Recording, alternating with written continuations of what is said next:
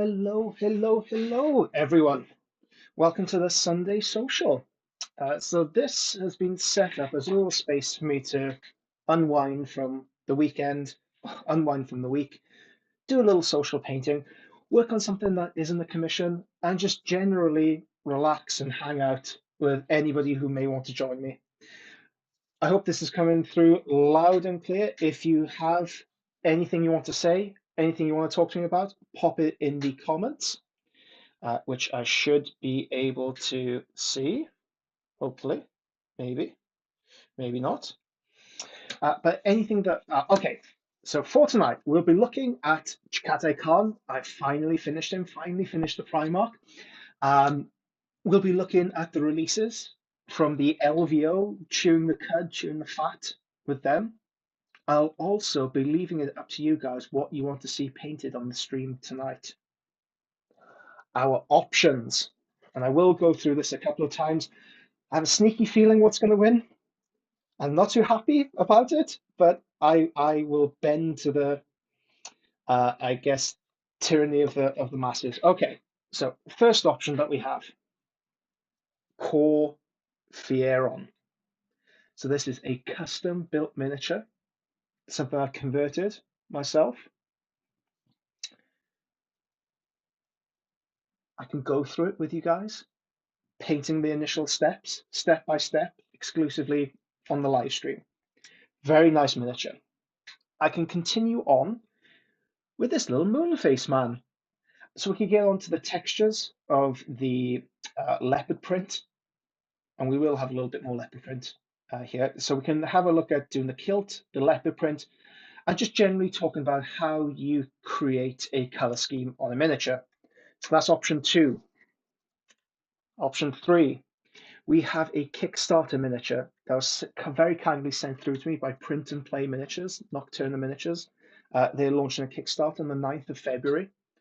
A whole range of Warriors of the Wastes, or some nondescript title like that. I rather like this miniature. So we've already added the base coat. It's ready and raring to go. We can apply color to it, and I can show you how to build color through a zenithal, a zenithal highlight as well as this OSL effect. The next option, we can work on my own personal Sanguinius that I've been working on for the past 6 years. I have no idea how long I've been working on this miniature, a long, long time. But we can work on aspects of this guy and just generally help me get over the line and finish this damn thing. It's a very thinly veiled excuse for me to work on this and chat with friends. Or, what I feel will be the winning entry, 2nd edition Grot. 2nd edition Grot. Right, so those are our options. Moonface, Grot, please don't have to be the Grot, Core Fieron, an exclusive 3D printed miniature, or Sanguinius. Okay, I'll leave it up to you guys in the chat. Oh, hello. So pop up in the YouTube chat. If you haven't already, please feel free to subscribe. Please feel free to share this with other people. Sharing is caring. The more people we have watching this, the more it gives my ego a boost. And please feel free to talk in the comments section as well of YouTube, because get a little bit of conversation going on. I don't feel like I'm talking to myself like a madman. Right, let's pop these off to the side for the moment. And let's have a look at Jaghatai Khan. This is the latest commission work that I've done. I'll talk you through some aspects of him. I'll leave him up on screen for a couple of seconds. Gently revolve him.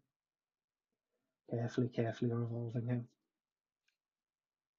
Okay, so Jaghatai Khan, the last of the Khans, the last of the Primarch series. It feels so weird saying that. It's been a series that's been 10 years in the making, and it culminates with this guy. And it's not a bad culmination. It's not a bad end to that series. I've chatted with a couple of friends about this miniature. It's a very busy miniature. When you take each of these items in isolation, it feels like it should fall down. It feels like it should be just a cluster of details that don't work in relation to one another. The details reinforce one another. It's even if you knew nothing about this world, nothing about this universe, I think you'd really enjoy this miniature. It's just a visually dynamic, awesomely posed, and look at this cloak, this angle. So when I teach students, I'll very occasionally uh, catch myself looking at the camera. And this position, it's not one you'll ever see photographed, but it's such a gorgeous, dynamic picture of the car. And you can see the full swing, the full sway of his cloak, the movement of the character, and how well each thing is depicted. It is it is. I think it is a CAD design miniature. You can tell through, especially the filigree. But this is a real good example of a well-designed CAD miniature. I know that CAD miniatures have a little bit of a uneasy relationship in the heresy with the community. We've been spoiled, let's face it, with all these hand-done sculpts. But this, in particular, is an absolute triumph of a miniature. I can see that plug being used in a lot of different conversions. Um, okay, so the white of the hair. Oh, sorry, the white of the armor. How do we break this down visually? Well, we need white, we need gold, we need red, we need green in there. The main points of color that I want to introduce into here would be the red, and so that comes through the cloak, and the white. Between these two things, I can sandwich another tones and I can get a nice balance between them. A lot of the work was done for me by the artwork already done, thankfully. Um, a lot of that did some really nice work with it. I believe it's Andrew at the Heavier Metal studio. Really nice work is done there. But I did want to emphasize some portions of it. I did want to de-emphasize some portions of it. So the emphasis I wanted to bring in a more muted color palette. So the reds aren't as punchy as on the original artwork. I've muted the leather gloves. I've muted the shielding around the armor plates. I've also muted the red cloak, but I've enriched it with magentas and purples. The eye as well, the scar along his face. I did chicken out a little bit. I didn't have the brazen uh, uh, lightning strike cutting right across his face. Instead, I looked. I was very afraid he'd end up looking like a Harry Potter knockoff. Let's zoom. Oh no, that's too zoomed in. Let's zoom in a little bit and just take into a look at this face. Now, when you're a miniature painter, it's this little seedy lie, this little seedy secret we all have, that you look like a much better miniature painter if the sculpt is really good. I've managed to get away with this for years.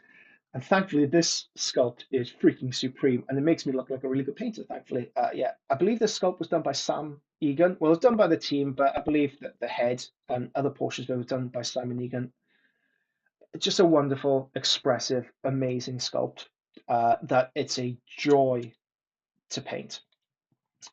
So this is the con. If you guys would like any other angles, please let me know. I can have a look at the chat. Wow, it's really kicking off there. Okay. Hello everyone. I need to get I need to get the end of my Sanguinius as well. Yeah, Ellis is a never-ending battle. DT413, hello, hello. Real preference, no real preference. Okay, so if you're arriving late-ish, I've set you guys a challenge in the chat. Which miniature would you like me to paint on stream? A custom core Fieron. Look at this. I sculpted this goddamn thing. It has OSL effect. It has character. It has a different head. Mwah, chef's kiss. We have this little moon face man, which is just a tremendously fun miniature to paint. And we'll also be concentrating on, uh, some interesting pieces. We'll be looking at the animal fur of this guy. Awesome. Awesome to do on the stream. We've got this 3D printable miniature by Nocturnal Miniatures. There's a Kickstarter coming 9th of February. We can start blocking in the colors. We have Sanguinius. This thing I've been working on for like 3 years. I need to get over the line, or we have a second edition grot. Okay, I'm going to give a couple more minutes in the chat. What your preference is. Khan looks good. Thank you very much. I like the details, but I wish there's more of an action pose instead of a taunting pose. Yeah, that is one of the common criticisms I have seen of that miniature. I think it does come in part down to it being on a jet mic as well. The sculpt does exist out there somewhere in the ether, It's been 3D modeled. When we'll see it, who knows? But yeah, I think it's a consequence of that. Um, Hi, Chigoras. Hi, Mark. Face is amazing. Thank you. Definitely prefer thinner lightning bolt. Yeah, same. I didn't want it. In the traditional depictions of the artwork, it's really streaked across his face. I didn't have the cojones to do that. Um, Paint Magnus the Red. I haven't got a Magnus the Red, Mark. So that's definitely out. Did you make the face look like what it does in the red books? Oh, the red books is a black and white image, I believe. So no. It would have been a touch disappointed if I did that. Paint Sanguinius's wings. More wings, never-ending wings. Michael, thank you. Thank you for that vote for wings. Hello, hello. Ryo. A man can only do so many wings before he snaps. Yeah, boy, don't I know that. Okay, so the chat is revolving around Sanguinius, which I'm happy to see. Okay, shall we do Sanguinius? I'll be more than happy with that. The red book face, I mean, for core. I have used a different face. Oh, put on my glasses. Yeah, I have used a different face for core Fieron. I can't remember where I got it from. Anybody in the chat identify where that face comes from? It's from one of the Forge World upgrade sets. I honestly can't remember right now. Okay, so hopefully. Okay, Sanguinius. Sanguinius it is. I'm very happy with that. Thank you very much, gang. Okay, which aspect should we concentrate on for tonight? Oh, more wings? I don't think I can do it to myself. More wings. I would like to knock something out tonight to give me that sense of project completion. I think it will have to be wings. I think it has to be the wings because those are the main area that I need to concentrate on. Or the leather. Now, the leather would be deeply unsatisfying, I think, to see on screen. Um, so PFIL 87, where he has holes in his face. I can't remember that illustration where he has holes in his face. Oh, Keith, you come in late with Corfier on. Okay, let's take it down to two suggestions. We have Sanguinius or Corfier, and which one do you want me to paint on the stream? Until you decide, I'm gonna be selfish. I'm gonna paint a little bit of Sanguinius. I'm gonna pose this question to you guys. What was the best reveal from the LVO reveals on Friday morning? Friday morning, yes, Friday morning. What was a particular highlight for you guys? Personally, I rather enjoyed Commander. I know that miniature has come into a little bit of criticism. Okay, so I'm gonna take orange, pop it on my palette. Let me pop my palette on you here first. I'll talk you through what I have already. I have Chimera yellow, not scorched earth. No, that's a bit of a callback. Rhinoxide. Incubi darkness because my palette is never complete unless I have that color on there. We have yellow ochre. No, yeah, yellow ochre from the artist set. We have vanilla yellow from the artist set and black and white from Chimera. I think we have a pretty good workup. We have a pretty good balance. And to thin it down, I have some life color thinner. This is the thinner that I use through my airbrush as well. Okay, let's take a nice big fat brush. What do I have in my hand? Rosemary & Co. #2. And what we're aiming to do tonight is the underside of his wing. So my base has these horrible burnt bones, destroyed bones on them. I need the underglow. I've built in the reflections of the armor already. You can see we have that orange underglow reflected from the armor. And all this is done in real metallic, by the way. And one of the great things of real metallic is that it reacts to an environment. Not that non-metallic does, but not as dynamically because we have the metallic pigment there. And we can do all sorts of cool things. So, for example, if we take, oh, no, not that. We could take one of these little lights, one of these cool little lights, and then if we change the color temperature, we can see just how dynamic metallic is and how it reacts. Let me get the correct. Okay, so if we go for like a red, so this is the sort of color influence I want to generate on Sanguinius. You can see just how dynamically the metallic changes in relation to its surroundings. So that's why I prefer using metallic paint and reflection over non-metallic, especially in the heresy. I feel like it adds an immediacy. I feel like it adds a realism. Like it's certainly escape my level of non-metallic at the very least. So we have this orange underglow affecting the underside of the armor, and it travels all the way up. I do still need to carry on the influence here. The orange that I've used is starting to turn a little bit green because it was placed on a dark background. So that is a technical mistake that I'll need to get rid of. But the wings, and I have been a little bit of a chicken with the wings, because when I think of Sanguinius, I think of this big, bright, beautiful, angelic swan-like wings. And swan-like wings are white, of course. So why on earth am I painting them orange? Well, the purer the white, the more reflective it is of its surrounding surfaces, the more ambient light it will catch. So paradoxically, these pure white wings will catch the surrounding environment a lot more attentively than a surface that has maybe been scratched up or isn't as perfect. So the wings reflect the molten lava below him. It'll pick up on the troubled sky above him. So that's why we bring those sorts of color influences into the wings. And that's why I'm about to hit this with quite a lot of orange. Uh, and there's a reason why it's taken me 3-ish years to come to this point. I've been building my courage. Actually, I'm going to take a drink. I'm going to take a stiff stiff oat latte. Oh my God. Right on. Before I do, I'm going to look at the comment section. Okay. Is this a personal piece? Yes, it is. Thinking of the Iron Warriors guy, my mistake. Oh yeah, I know. I know the guy who's missing an eye. Yeah, that I hate that. I really hate that image.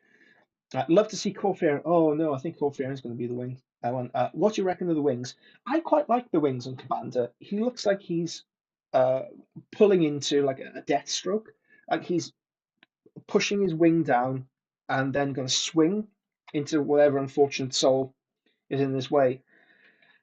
And I always, okay, as a miniature painter, I've had criticisms before. Why did you do this? Why did you do that? Even today, the Khan's skin tone, which I was so careful to try and match to Mongolian skin tone.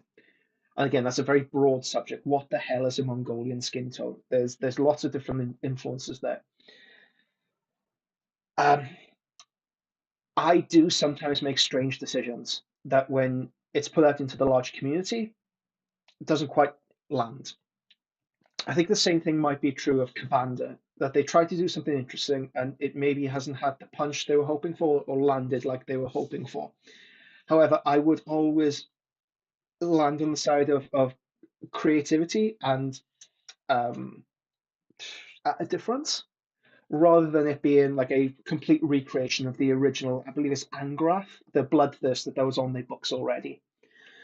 Um, I've also seen criticisms that the wings are quite thick. I think that's a casting issue. That the thinner the material, the more easy it is to break. So they can print thick wings to ensure that it cuts down on the casting difficulties. And that is a very much like an in-world thing. And I'm not trying to make excuses whatsoever. I'm not trying to be an apologist for that company by whatever means. I'm just trying to explain my thinking over why I like the Commander miniature. Yeah, I really like the Commander miniature. Ashwait, now we're talking. Now we are talking. I'm a big Necromunda fan. I'm a massive, massive Necromunda fan. And I can't wait to play a little bit of Mad Max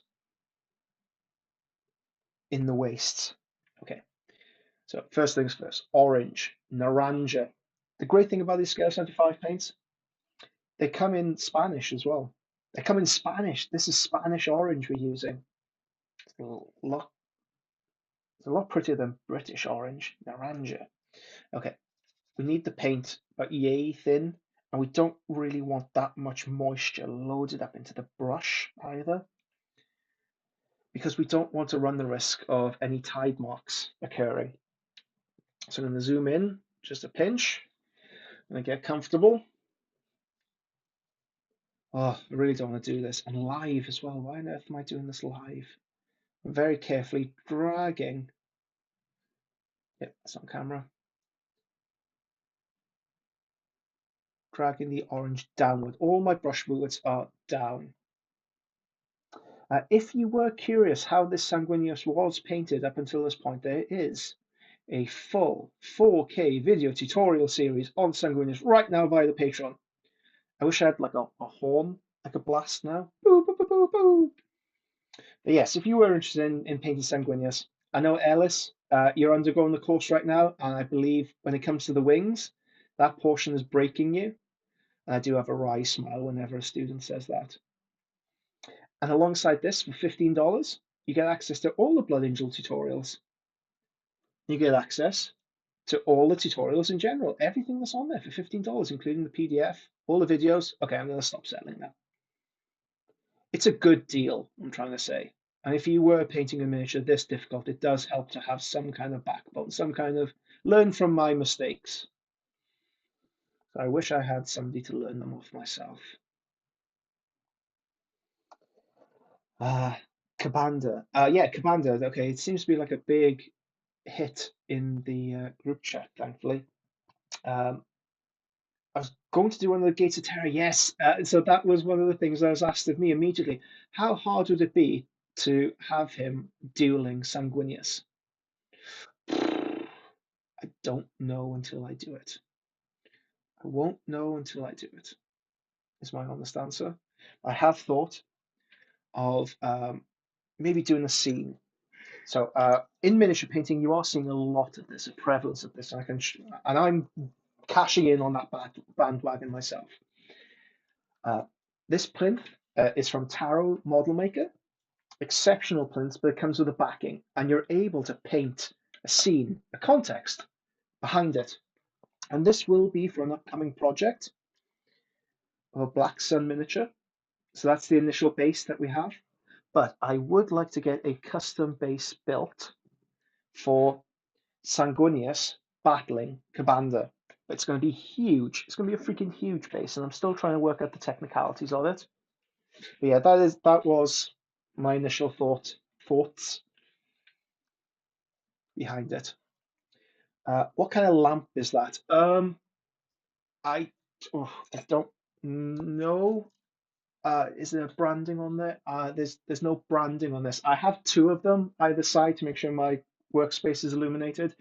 It's kind of like a hobby lamp. It's like one of those long rectangle ones, lots of LEDs built in there. Fairly common from Daylight Company, ranging from like 80 to like 120-ish pound. Those ones, you go on Amazon, you see them, hobby lamp, it's those. I do know that Redgrass Games, they were going to do a Kickstarter. They were going to do something with the lamp, the light. I'm not sure what's happened to that. Yes, but type into Amazon hobby lamp and the big rectangular ones with LED lights, and make sure it's 5,500 Kelvin as well. Now, most modern lights, they do give you the ability to change the Kelvin range. So Kelvins is, I believe, the amount of light that comes through, and you're able to change it. So, but 5,500 is clear, uninterrupted light. So there's no color influence or color nuance to it. I think if it leans more towards like the 1,000 range, it turns blue. If it goes above that, it turns reddish. Or it might be the other way around. 5,500, that's the sweet spot. That's what you want to hit. Corsair, yeah, Corsair was a big hit, and it's such a good business model, right? I'm jealous of how they're rolling out these releases because it's a very low impact item for them. They can use a faction from the lore, Corsairs. Case in point, we love Corsairs. We think other people might like Corsairs, but we're not sure. We're going to produce one kill team, one box to see how it sells. If people go crazy for it, well, awesome, we'll do an entire range. It's um, it's brand marketing, brand advertisement, but you're getting paid to do it. It's awesome, and the core set does look very nice, very dynamic. But I start thinking, how can I use this in Necromunda? Which is great because you can use those things in Necromunda. Let me zoom in just a pinch more. Let's see how far we can push this, shall we? Let's see if we can pick up the individual feathers. Sometimes when I'm doing video tutorials, these bits get sped up because unless you're in a talkative mood, they're not particularly interesting to watch. I can admit that to you guys. Don't tell anybody else. So I do tend to speed these things up, but and because I do it on my own, it's not particularly interesting for me either. So it is nice having an audience. Thank you everybody for joining us. If you haven't already, I feel as a burgeoning YouTuber, beholden to say, smash that like button, karate kick that, and be notified for other. Uh, just checking the color balance for other live streams that we're doing. I do want to try and build up like a nice schedule on Sundays around this time. It's convenient for me, convenient for others. It's convenient. It's just a very nice, convenient time. Okay, sorry that's off topic, but do you have any videos about constructing bases like your Sons of Horus? Not. I'm trying to think. There is one on the Cyberpunk Rat I did for Mortian. I built that base from scratch. The basing tutorials tend to be built into the tutorials themselves. So when I'm doing an Abaddon tutorial, for example, I will do the base in that. There isn't a section that's alone. There isn't something like a basing tutorial section. But myself and Matthew Kane, a fellow contributor to Lil'Legend Patreon, the courses there, we have talked about a basing guide because we've just been asked so many times about it. So currently, the basing tutorials are in the videos themselves, but a dedicated series of tutorials are coming. When? Not sure. Future. They're coming in the future. Okay. So let's zoom out. Let's have a more panoramic view of this. We have the underglow. And it's weird, I'm painting this while looking at the YouTube video rather than looking at the miniature itself. This is freaky. This is some kind of like new age, new world, brave new world type of miniature painting.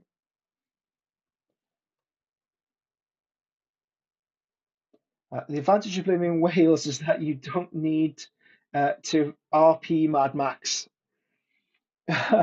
Just go on Wine Street on a Saturday. It's becoming very gentrified. There's a Wagamama there now on Wine Street. Yeah, it's losing the blistering, bleeding edge of the working class that like to fight on a weekend. Oh gosh, did you hear that man shouting up there? Hmm, perhaps I was wrong. No, first Sunday of every month, the boy racers gather in the local B&Q and they'll race to Merthyr. So if I do want that, perhaps I should ask them for advice. Perhaps I could. I almost got in a fight once with a biker because I was in a local, well, I was parked outside Tesco, and his bike had some really, really, really nice heat distortion on the valves. I'm not, I don't, is it a valve? Yes, let's go with that on one of the valves.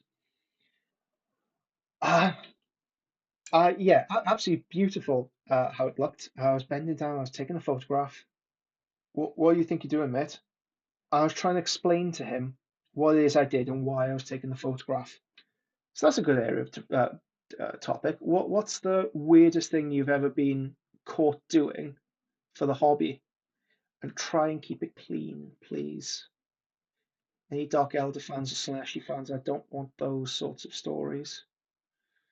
I have an imagination like chewing gum. Once it sticks, That old saying, right? That if you swallow chewing gum, it stays with you forever. My imagination's like that. I don't need those stories. I don't need those stories polluting my mind, my fragile little mind. I wish you'd do more Zen as Solar Auxiliary. I wish I would pay to do more of those. I really do, because that would make an awesome line of miniatures. How about a Sisters of Battle series? I know it's not Solar Aux. I know it's not Xenos. Let's edging towards it. Um, Unfortunately, it's that cyclical cycle, right? I get paid to do a lot of Horus Heresy stuff, a lot of Space Marines. I mean, even tonight, I could have done a grot. I gave you that opportunity. Where were you? Where were you saying, paint that grot, paint that Xenos? You probably turned up late, I know. I feel like I've just lost one subscriber.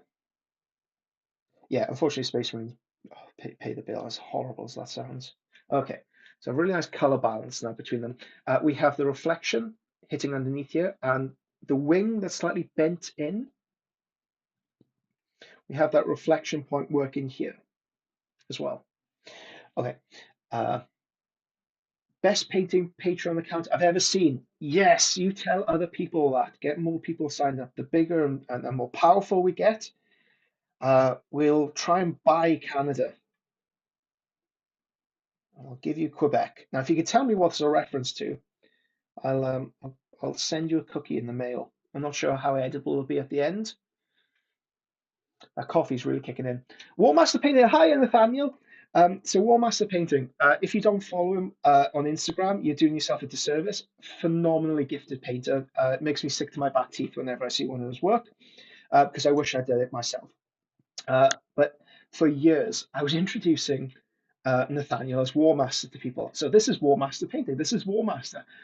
And I didn't realize that there's that cognitive dissonance. I thought that was his name. It didn't occur to me that he had an actual name, like a human name, like Nathaniel, a very nice name, like Nathaniel. Who was I introducing you to? And they twig, like, oh God, I'm sorry. I've been introducing you as Warmaster to everybody, and you have an actual name. Uh, Michael, okay, thanks, Miles. I'll do some digging for them. You do so. Hierarch Holiday. I find basing very, yeah, it's one of those series that we really desperately need to do. So a lot of the work I've been doing recently has been bombed out industrialness. This is a little bit more expressive. We do have a, well, a series. We do have a video on producing basing like this, Phostex basing, fire basing. There will be a basing video again, locked up within the Sisters of Battle series. We'll be describing how to do that. These bases are from Unreal Wargaming. They are the, I know them as the Terra basing, but it's the Cathedral basing. Phenomenal. But yeah, we really do need to do like water bases, aqua bases. We need to do. There is actually another video on Grimdustrial basing for Necromunda that exists on there. Jungle is a big one we need to do. Any other suggestions for basing tutorials you'd like to see? Men are from Mars, women are from Venus. Oh, I really wish I hadn't read that out. You get me in trouble here, VL Wargaming. Even the second edition Grok can beat Sanguinius. I don't know why I feel personally offended at that. That's an untrue statement. C. Holmes, rooting through my garbage for good terrain parts. Yeah. There is I think there's a small basing tutorial on using natural parts that I find in a park. So it's mainly bark, just dried out bark. Make sure it comes off easily. Don't rip bark off trees. It's tremendously bad for the tree if you do that. Okay, we have Incubi Darkness, because of course it's me.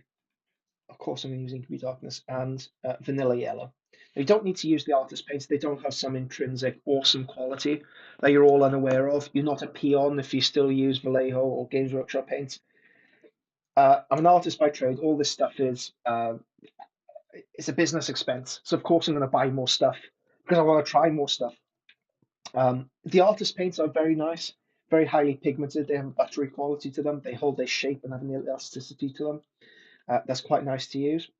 But never mind, I want to create this cool greeny gray. And I'm going to add a pinch of white in here to cool it down as well. This is the color I'm using next. Oh, and that is way, way too thin. I know this because it's splitting on here. So I need to drain off excess moisture.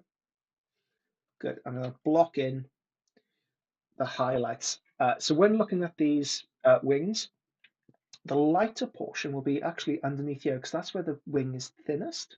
I believe, well, from reference images that I've seen, if there is a bird anatomist out there listening right now, why wouldn't there be? Please let me know if I'm completely talking nonsense. But I'm blocking in my main highlight. I'm doing this with a number 3 brush. And I get asked this quite a bit. What are the best brushes you can use for fine detail work? It's a little bit of a trick question because it's the brush that comes to a fine point.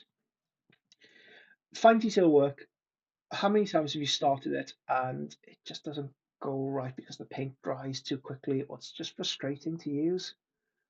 That's because the paint, well, dries too quickly. It hasn't got enough brush to hold. It hasn't got enough, the brush hasn't got enough hair to hold the moisture. What you're looking for more than anything is a really nice sharp point. And the Rosemary Co, there you go, Series 33, really give you that. It's a Klinsky Sable hairbrush.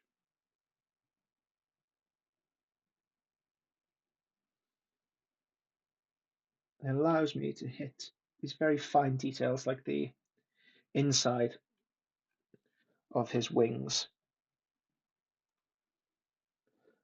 Now, the closer I get to my object, my light source, the less light I'm going to introduce. So these are quite broad here, but I'm going to bring these in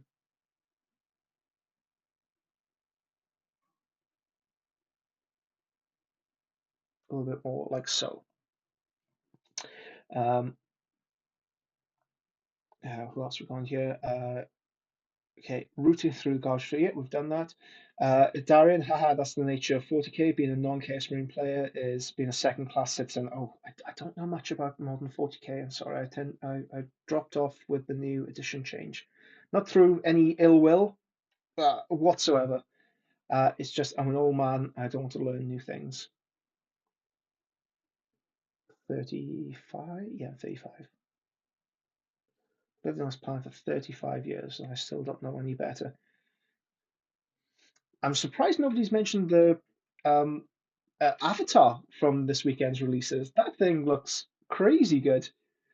Really great miniature painter opportunity there. Lots of OSL work. You do crackling molten. When that thing gets out in the wild, you're going to see some really top tier paint jobs of that, I feel. Okay, a little bit more white, a little bit more inky darkness into the mixture. So I've gone warm, warm, warm, warm, cool up top. Gently teasing this down.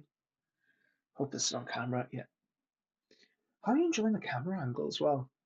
I have managed to rig this thing up to stream in 1080p. I am very proud of myself for that very prosaic action, which most people are able to figure out. Well, not even figure out, just immediately know.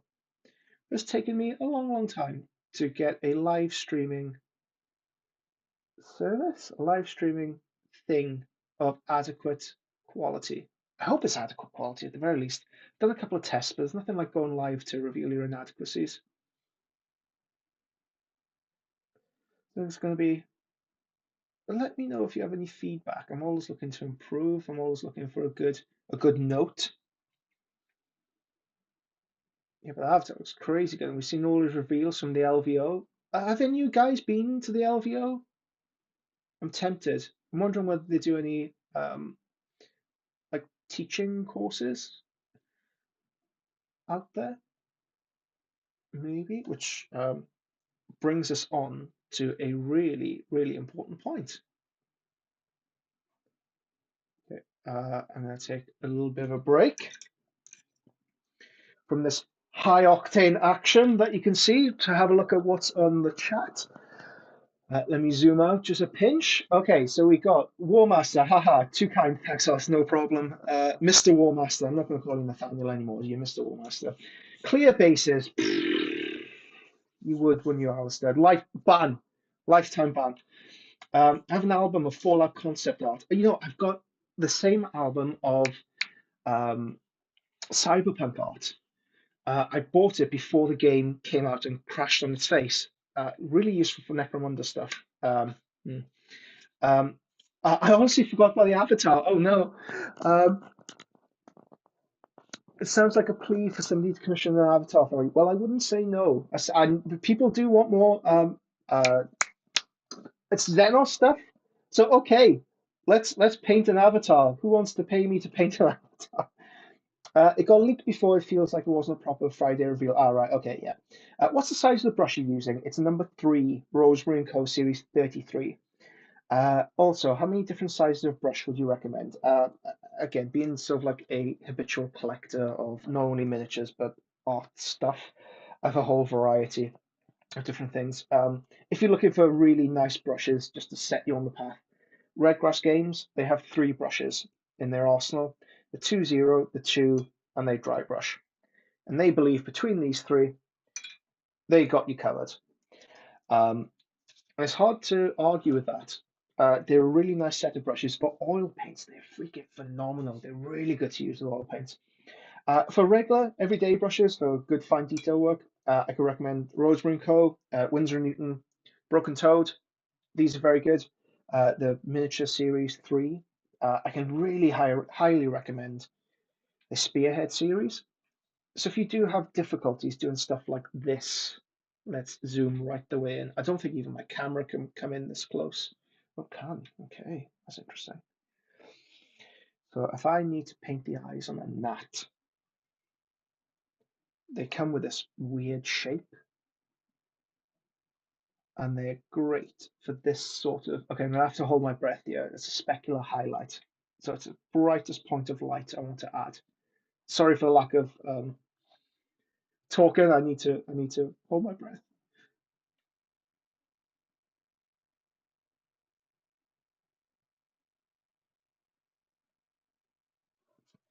Okay, for that kind of fine detail work, if you're looking for really, really highly fine detail work brushes, these are great. The Spearhead series, and this is the 3-0. A few teaching courses at LVO. Okay, that's interesting. Perhaps I'll go. I'll see where they could go out. Okay, yes. What? So, if you're interested, again, another little plug. If you're interested in learning, if you're in the UK, why not come to one of our events? So today we are revealing, we are putting out there in the world, we are saying to you what our courses are for the next few months. This is the roadmap, and you can find these. Oh, make sure there's no porn. Yep. Okay, great. These are the courses for this year, 2022, for the next few months. So in February, we have Matthew Kane doing a Centurion course. So that's concentrating on advanced airbrush and intermediary brushwork. Um, we in March, I'll be teaching an Adepticon. One of the series is sold out, the Brush Masterclass, but we have plenty of uh, tickets for Vulgarity, Sacrilege, Impiance, and Disgust. How Caravaggio can help you paint Space Marines. It's a course where I encourage you to bring a drink. It's a semi-seminar where I talk about my love of Caravaggio, analyze a couple of the pictures, have a good time with a semi-naked Space Marine, very kindly donated to us by Tagged Events. And we talk a little bit about Caruzio and pre-shading and what that can do to your work. Uh, Learning about this guy, he's definitely a character. Okay, speaking about characters, on the 23rd and 24th of April, we have character conversions and sculpting, and this is will be held at Firestone Games in Cardiff. We also have a brush masterclass. Sorry, I should talk about that a little bit more. Character conversion and sculpting. So we'll talk you through how to develop your characters, how to sculpt, how to do things like fur, hair, cloaks, and simple rebuilding. And tickets for these are already available, and they're going to go quickly because there's only 10 spaces, I believe. So if you were interested, book first, think later. On May the 14th and 15th, we have a brush masterclass from Broadsword Gaming, and these tickets are coming soon. And this will be held in County Mayo, Ireland. On June the 18th and 19th, we have a Walker masterclass by Matthew Kane. Tickets are again coming soon. We're trying to work out the pack for that. We have on the 25th of June a 1 day brush crash course with me. Encouraged for newer members, encouraged for people who are a little bit more insecure with their brushwork. So 1 day crash course into that. Then finally, July 9th and 10th, we have a novitiate course. So learn how to airbrush and bring that to a standard. Learn how to paint those rhinos that you see. All these wonderful rhinos that you see in the community. Things like this. So this was done on one of our courses. In the course of a weekend, you produce that. You produce this. It is an amazing course to take for especially newer students. Yeah, absolutely love that. Okay, let's get back to painting Sanguinius, shall we? Okay.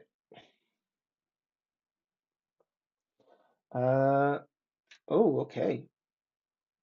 Ryo, new Elder jetpacks have clear bases and clear plastic rods to hold them up. Uh, I think Alistair was being funny with me. If it's a clear base, why would you need a basing course on it? I don't know. Maybe there's, maybe it was genuine. Alistair, you messing with me? I'm not sure. Um, Thoughts on the new Warhound Titan? I like it. It looks goofy. It looks weird. It just looks like a really weird, goofy. What do they call, like the mech uh, Zoids, the Zoids, like a really terrible version of those. Uh, but it's so, yeah, awesome. You love the Warhammer stuff that I love. It's really dorky and would never work in reality. I can't help but love it. Okay, tickets. Where are the tickets? So you can find them on Lil'Legend Studio Store. They're all there. They've all been linked. You can find them on Firestorm Games. You can find them on Firestorm Swindon. And they're all linked via Lil'Legend Studio Store. So that's where you can find them. Right. Let's get back to this bad boy, shall we?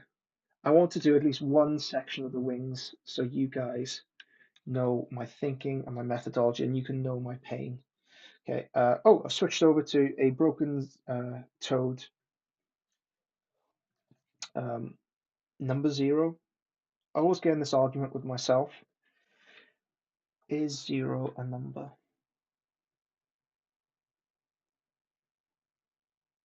I'll leave you guys in the chat, mull that over. Some cultures believe that the devil resides in 0. It's a non-number. And before the adoption of negative numbers, there's no way people could be indebted. So if you owed 10 cows, well, there's no way you could just create 10 cows out of nothing. Okay, anyway, that's neither here nor there. Talking about debts and cows and the number or non-number 0. Okay, gently pulling down, and what I can do with my mixture. Okay, perhaps that's better. Okay, can you guys still hear me good? One of my earphones just popped out, and it's just refusing to stay in my head. I'm sick of battling it. Just messing here. Thought you were Alistair. Devil resides in idle painting hearts. Yeah, I know that. Okay, so this is what's happening with my palette. I'm going to drag a little bit of orange over here. And this is my spectrum I'm working with at the moment. We have more white, orange, pale blue. The closer I get to my source, the more orange will come through. Use more orange.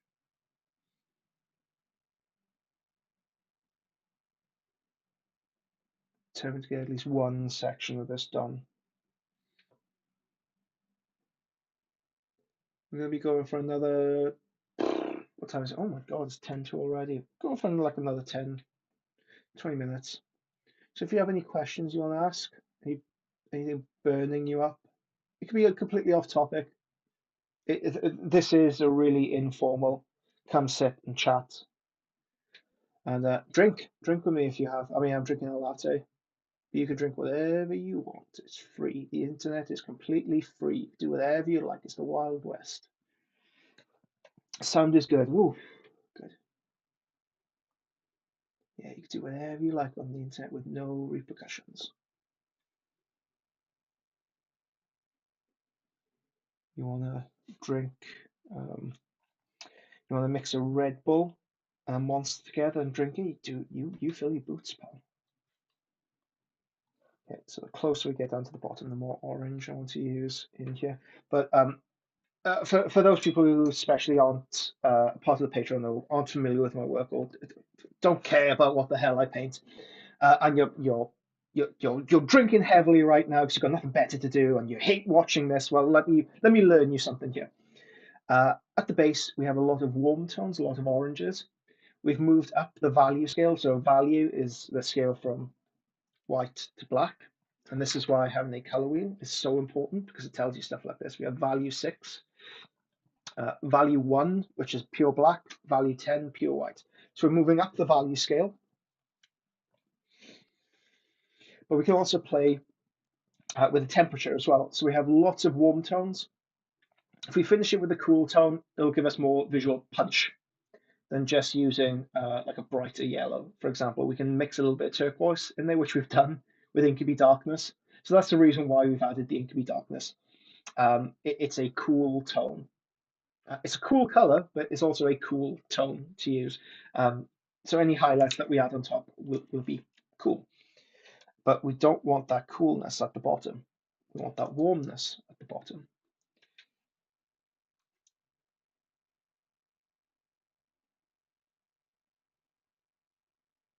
Apologies if I stop. If I intermittently stop talking, because I'm not breathing. I've picked up this horrible habit, especially when doing freehand. That I watched the movie The Assassin, Sylvester Stallone, and whether this is a misremembered memory, whatever. If you're a producer on the or script writer on that movie, you're not going to care. You're rolling around in money. You're not watching this feed. There's a scene in it where he talks about his methodology of killing people, sniping people off.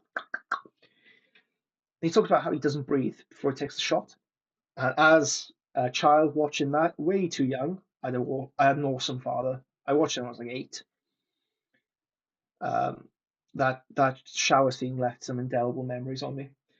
But yes, when I paint really close detailed things like that, I now hold my breath. And years later, I talked with an actual sniper, like a real human being sniper. It terrified the hell out of me once I found out what he did. But he's very nice. He was a very nice guy. He talked about, okay, that's all BS because you want to breathe in rhythm with your heartbeat in rhythm because you could be sat over a shot or lying down over a shot for like 10, 20, 30 minutes. It could be even longer, but by the time you squeeze that trigger, you could be there for a protracted period of time. And you can't hold your breath for that long, so you need to work in rhythm with your body. But the horse had bolted long by then.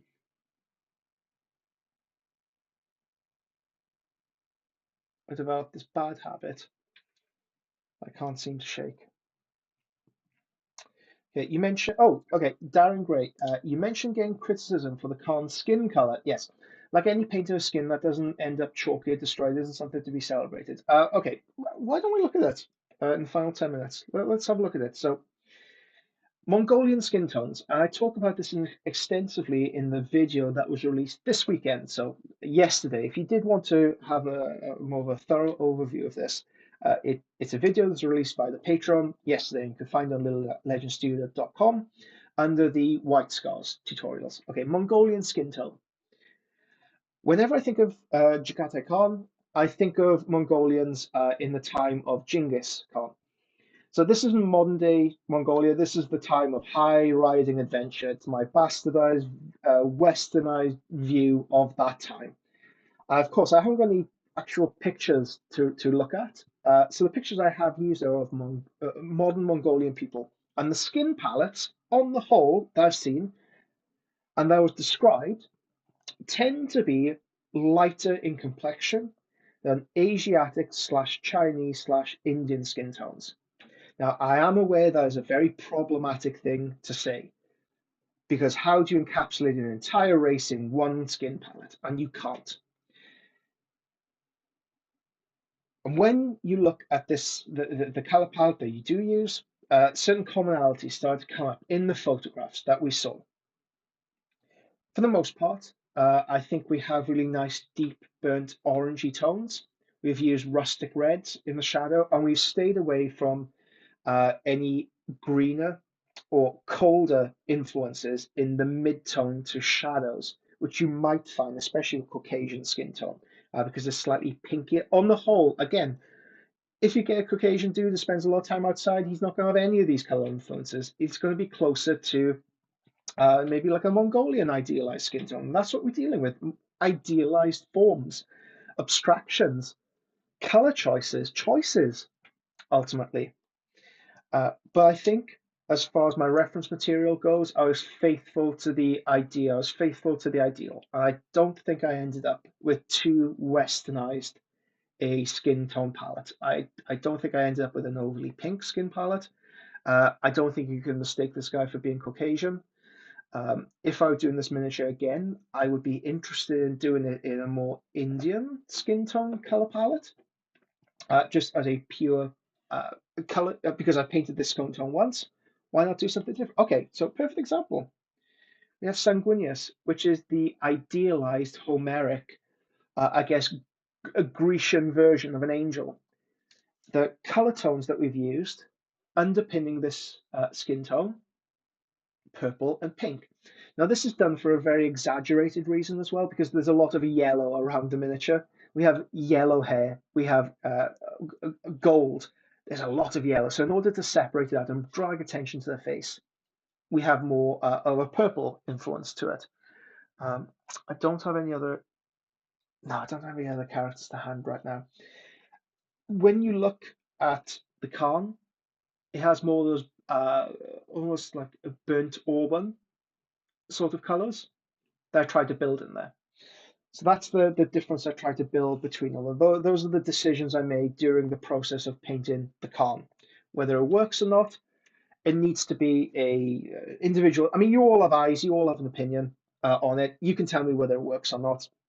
Um, and that's the great thing about art. We're free to disagree. But I feel like with the research that I did, I don't mean research as in, okay, not getting political here, but the research that I did do, I feel like I was faithful to what I was trying to achieve.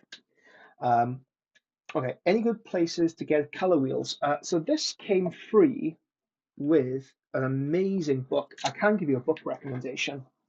FAQ by Kirill Kniv. This thing is the bee's knees. I'm just going to flick through it. The color, uh, there's a non-metallic section here. I'm going to show you. Okay, yeah, the front color. It's this guy. Look at that non-metallic. It's ridiculous. And the level of depth he goes into when it comes to non-metallic. Yeah, non-metallic. Let me just show you how thick this bloody thing is. I'm carrying on flicking because there's a lot. Okay, it's in a book that big, it's that thick. That many pages dedicated to non-metallic. And you too will achieve results like this. But when I bought the book, it came with a color wheel. Most art stores sell these, and even some places give them out for free. But yeah, Dick Blicks, if you live in America, Amazon sell them. If you live anywhere in the developed world, and if I assume you're living in the developed world because you're watching a live stream of me paint. Yeah, most places do them. Okay. Right, what we got? Okay, Telfrost. Hi from Japan. Oh my God, you're from Japan. Holy hell. Is Konnichiwa hello? Or have I just told? Have I just told? Have I just lost another subscriber? Consider subscribing to Patreon. Oh, okay. Yes, I would. Yes, okay. I also want a critique on the homemade gold I'm using for my custodies. Could I just send you a DM? Yeah, shoot it through, Tyler. Send away if you have any questions. More than happy to answer them. Yep, send away.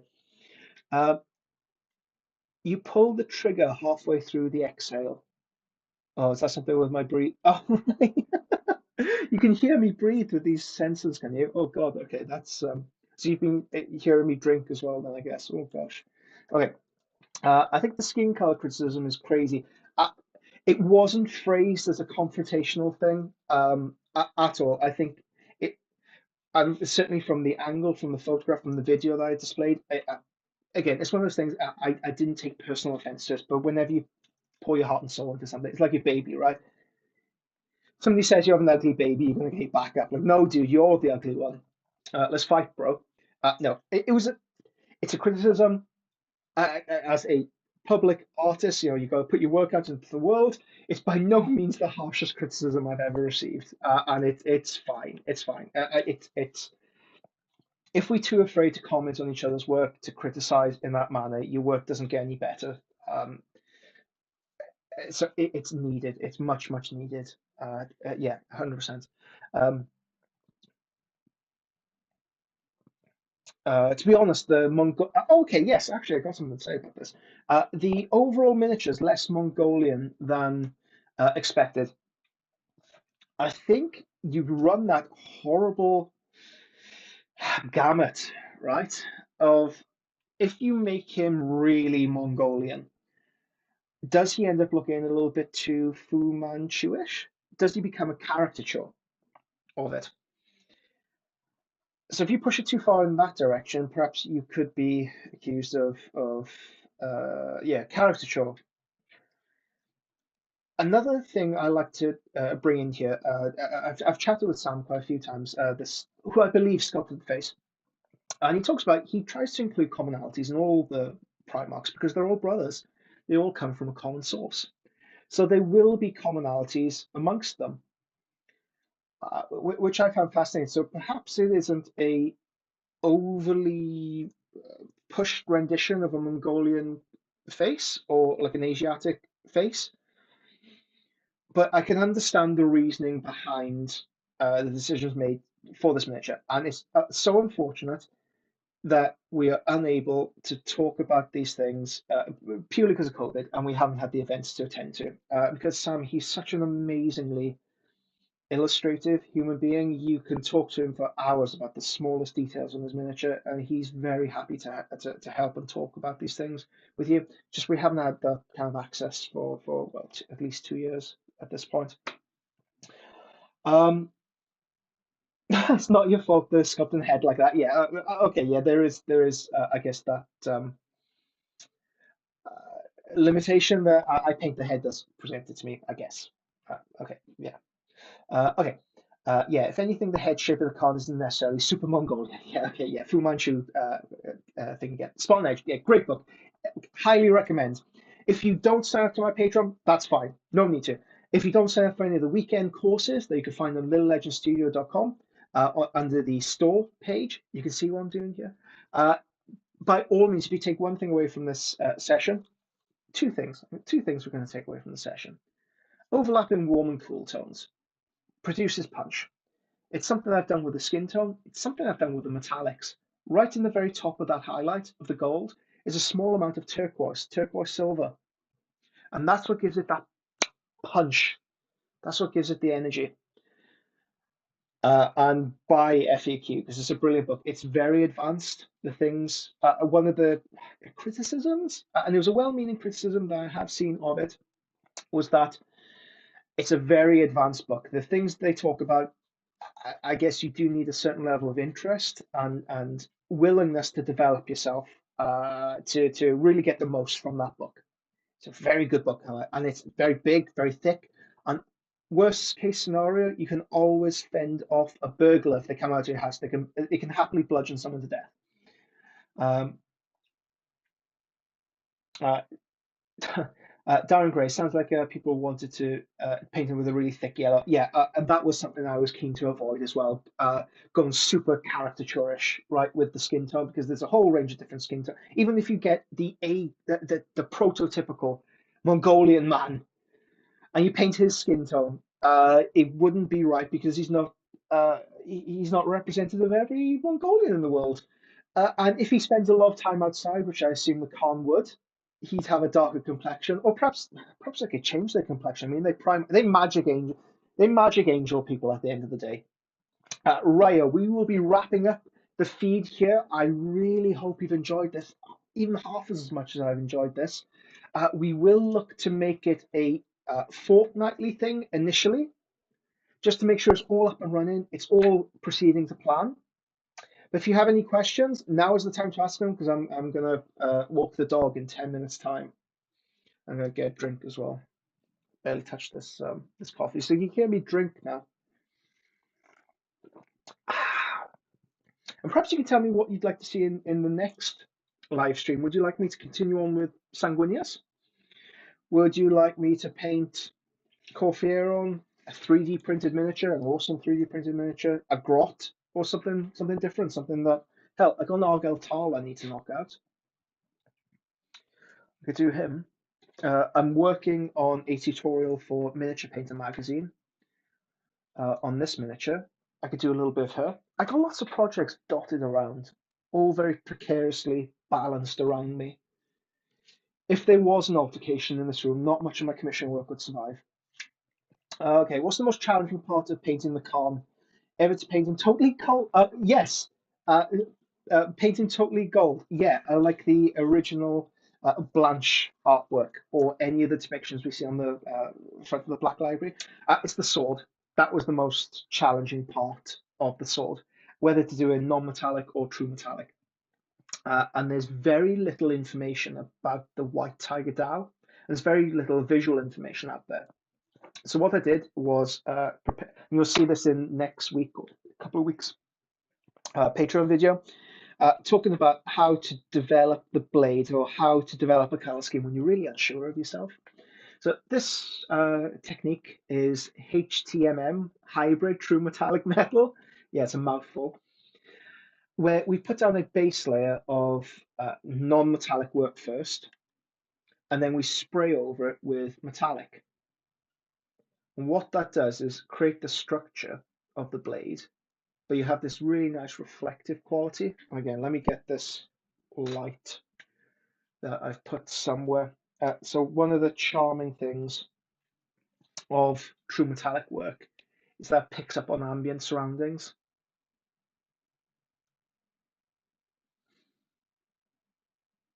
So you can do cool things like that. And that's one of the great things about Sanguinius. It's just so much more reflective. It looks really, yeah, that's the ideal I'm aiming for right there. That's what we need to do. But yes, that is the most challenging thing of painting the Khan. Definitely the sword. The rest of it just kind of falls into place, thankfully. There's the main challenge of painting miniatures, painting the like the main portion of it, right? When you look at Sanguinius, it's all that gold armor. When you look at a Space Marine, it's doing the armor plate. But when you look at the Khan, there's very little white on the miniature. There's very little.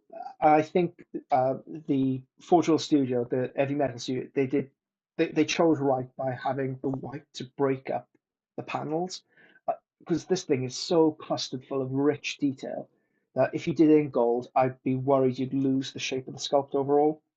So I think they made a really clever decision to paint those areas in white. But yeah, the sword was the most difficult portion. And maybe the lightning strike on his head because I was really unsure of myself when I did that. I didn't want to end up like Harry Potter. I'd hate to end up like Harry Potter. And yes, Josh, I would love on one of these streams to do one of your upcoming busts. I'd love, love, love to do that. But you tell me when I can pull the trigger on that and we'll do it. Um, any chance you're doing courses in the US other than that one? Not this year, unfortunately. No plans. Yeah, tell it. I may as well say this. So in lockdown, you watching TV gets boring. There's only so much Netflix you can watch, right? Only so many murder documentaries you can watch. This is my roundabout way of saying that we are expecting another child. So at the end of the year, I'm going to be up to my eyeballs in nappies.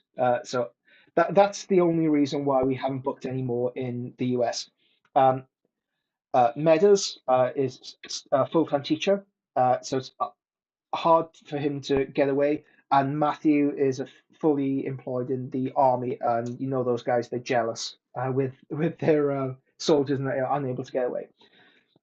Next year, hopefully, when we have a better idea of restrictions with travel, we will look to bring more courses.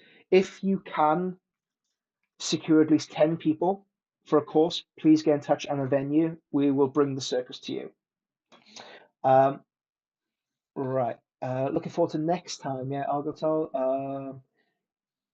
Thanks for the stream. My pleasure. My pleasure. Khan's so good though. Love the way you chose colors. Oh, yes, the gloves. We calmed those down. Uh, we painted them in leather. Well, the royal we painted them in leather effects, and we added a red ink over the top to help saturate them. So there's a red influence there without being too on the nose. What lamp is that? Oh, it's this toy Ulanzi. It's just something I've been using to take OSL photos of to help plan projects better. Um, Wrong Josh. Oh gosh, I'm sorry. Spot and Edge. Which Josh am I talking to? Wasn't there a fight last year to determine who was the Josh? You must have won. Stripe looks more like a tattoo, and the studio looks more like paint. Yeah, I think it is paint. Okay, congrats. Thank you very much, guys. Okay, I'm going to end it here. Otherwise, we are going to be here all night. Thank you so much for joining me on the stream. If you enjoyed it, please feel free to subscribe.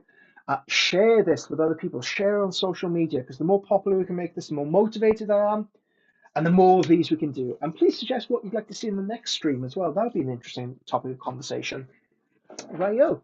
Thank you very much, and I will see you later.